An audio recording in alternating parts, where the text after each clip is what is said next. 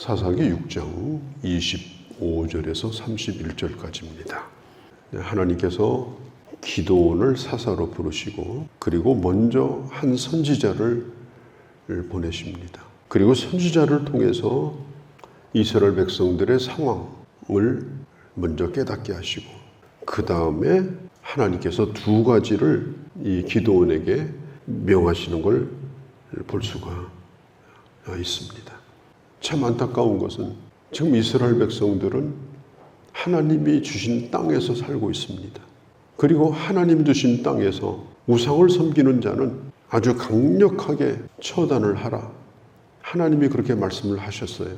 그런데 지금 우상을 섬기는 제단을 허물었다고 온 동네 사람들이 다 나와가지고 30절에 보니까 기드온을 죽이려고 듭니다. 적반하장이 된 거예요. 하나님을 섬기라고 주신 그 땅에서 하나님을 섬기는 것이 상받을 일이고 축하할 일이죠. 잘한 일이죠. 그렇게 하기 위해서 우상의 제단을 허물었다면 이것은 큰 일을 한 거죠.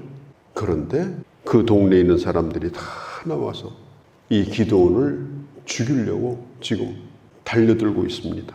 그러니까 하나님께서 이 기드온을 사사로 부르면서 이 첫 번째 명하신 것이 이 우상을 찍어버려라. 이렇게 깊이 뿌리 내려 있는, 생활화되어 있는 이 우상을 버리지 않고 미디안을 물리쳤다고 해서 그게 무슨 의미가 있겠느냐. 그런다고 그들이 하나님을 섬기겠냐. 그냥 잠깐 하나님에게 도움을 받았을 뿐이지 아무런 의미가 없다는 걸 하나님이 아시기 때문에 먼저 이것을 명한 겁니다. 이 바알의 제단은 돌로 쌓은 제단이에요.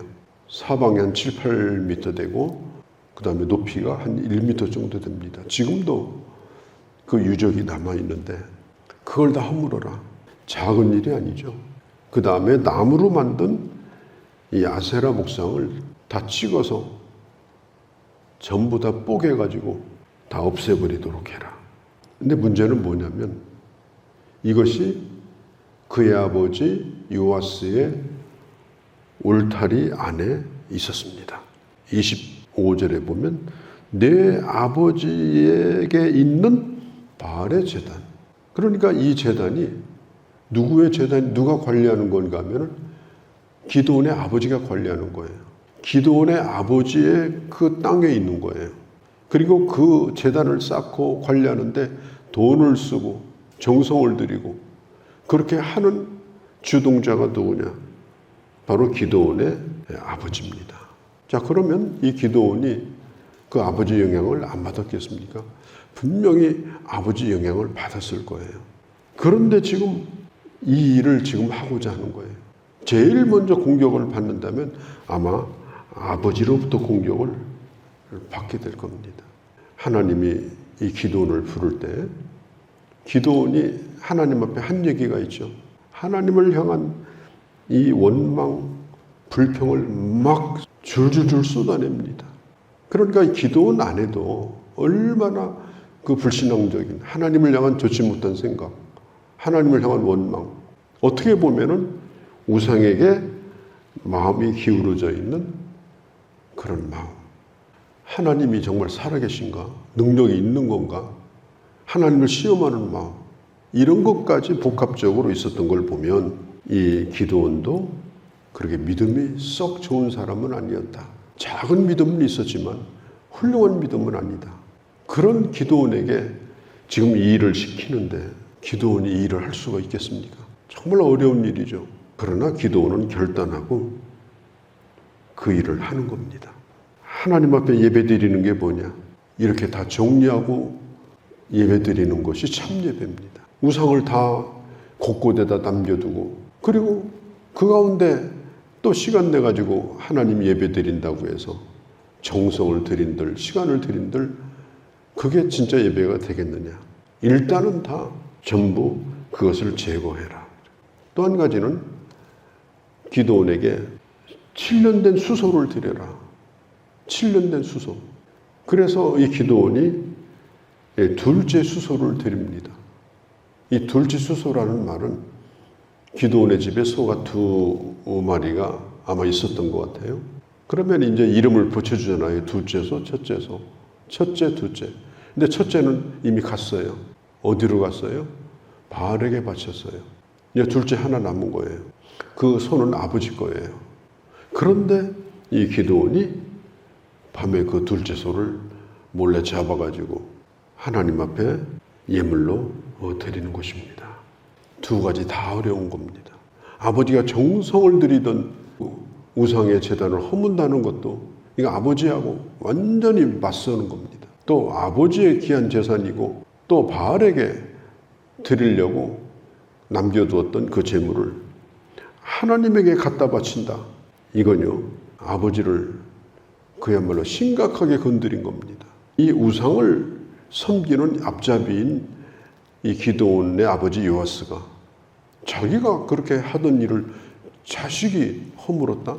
그리고 소 끌어다가 하나님 앞에 예배드렸다.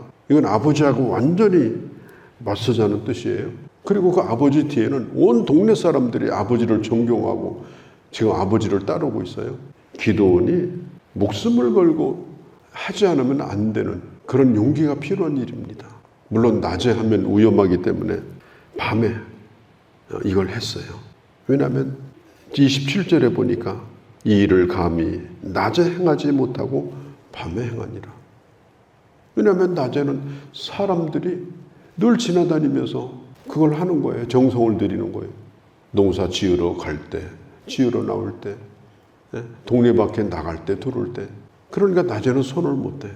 그래서 종들 10명과 함께 이 우상의 제단을 완전히 다 허물어 버리고 찍어버립니다. 기드온에게 엘리야 선지자 같은 그런 용기는 없었습니다만은 그가 이만큼 한 것만 해도 대단한 거예요. 동네 사람들이 이제 예전하고 똑같이 아침 일찍 일어나서 농사 지으러 가는데 또 동네 밖을 나가면서 거기다가 빌고 가려고 하는데 보니까 막 완전히 다 허물어졌어요. 얼마나 끔찍해요. 아마 소름이 돋았을 겁니다. 이게 무슨 변고냐? 도대체 무슨 일이 일어난 거냐? 그래서 동네 사람들이 어떻게 했는가 하면 기드온의 아버지를 끌어다 죽이려고 그랬어요.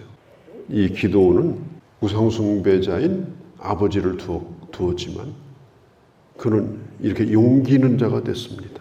그의 믿음이 짧은 시간에 아주 많이 변화가 지금 일어났어요. 우상 섬기는 자를 끌어다가 처단하라. 이게 하나님의 명령인데 우상을 깼다고 지금 끌어다가 처단하려고 하는 이런 일이 하나님이 주신 그 땅에서 지금 벌어지고 있어요. 가만히 생각해 보면은 이제 하나님 섬기는 일을 목숨을 걸고 해야 되는 그런 지경이 되고 만 것입니다. 일제 36년 동안 교회가 정말 이 민족을 살리는데 좋은 역할을 했어요. 그러나 다 잘한 것만도 아닙니다. 동쪽을 향해서 그 절을 하는, 고개를 숙여 절하는 이것을 교회가 인정을 했습니다. 이것은 우상 섬기는 것이 아니고 이것은 국민의례다. 국민의례. 그러니까 교회는 이것 때문에 괜히 싸우지 말고 그냥 개인적으로 다 참여해라. 이렇게 결의를 했어요.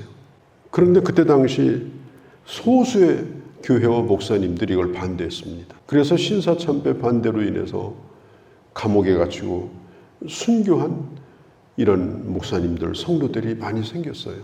지금 이 이스라엘 백성들이 이런 상황이 지금 되어버리고 만 겁니다. 그때 기드온의 아버지 요아스가 참 놀라운 일이 생겨요. 그 아들 편을 듭니다. 팔이 안으로 굽기 때문에 아들 편을 드는 게 아니에요. 그 아들의 결단. 본래 자기들도 다 하나님의 백성이라는 걸 알죠. 어쩌면 요아스도 그랬는지 몰라요. 내가 지금 못할 짓 하고 있다. 내가 여기에 빠져가지고 지금 백성들을 다 병들게 만든다. 그런 자책감이 없었겠습니까? 그러나 돌멩이 하나도 손 못 대는 거예요. 그런데 아들이 손을 대요. 아들이. 어쩌면 이 요아스도 그 아들의 결단, 그 강력한 신앙 고백 앞에 아마 감동을 받지 않았겠는가. 그런 추측을 해보게 됩니다. 그러니까 요아스가 우상을 두려워하지 아니하고 만일 이 우상이 살아있다면 내 아들이 벼락 맞아 죽을 거다.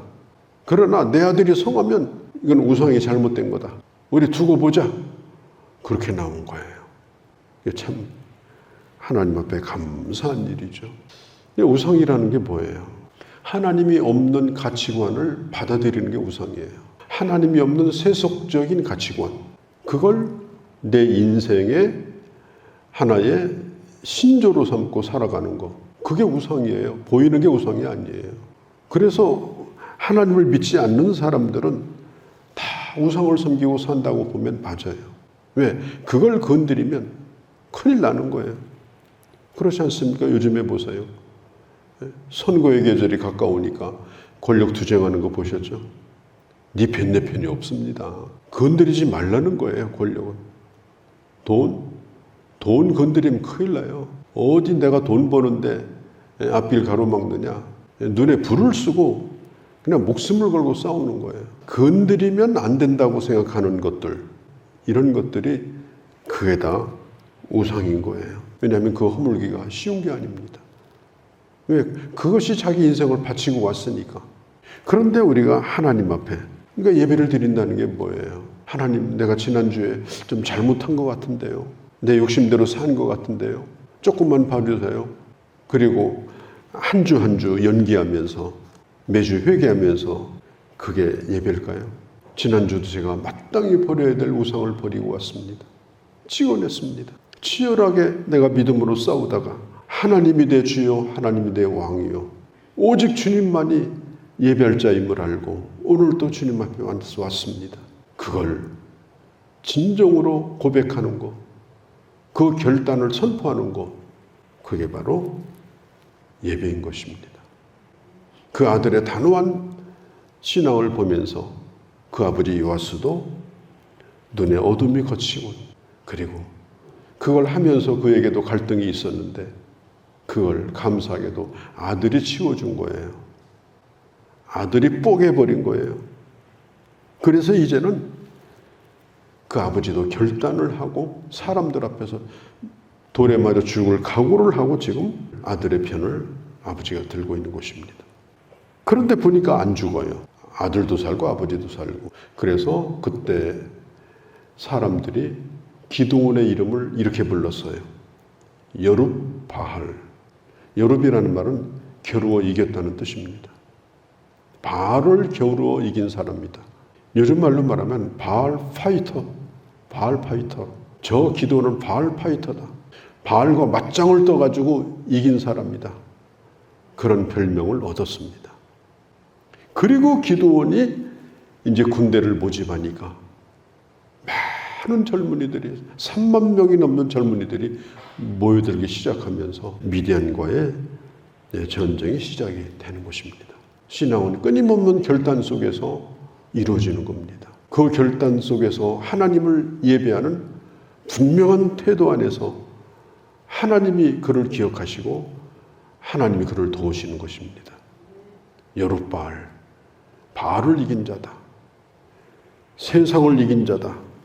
우상을 버리고 하나님을 향한 분명한 신앙 고백을 하나님과 우리가 살고 있는 이 땅을 향해 분명히 보여주고, 그래서 진정한 예배자로 또 영적인 승리를 승리하는 자로 살아가는 그런 주님의 귀한 자녀들이 되어주시기를 바랍니다. 거룩하신 우리 아버지, 기드온, 그는 우상 섬기는 자의 아들이었습니다.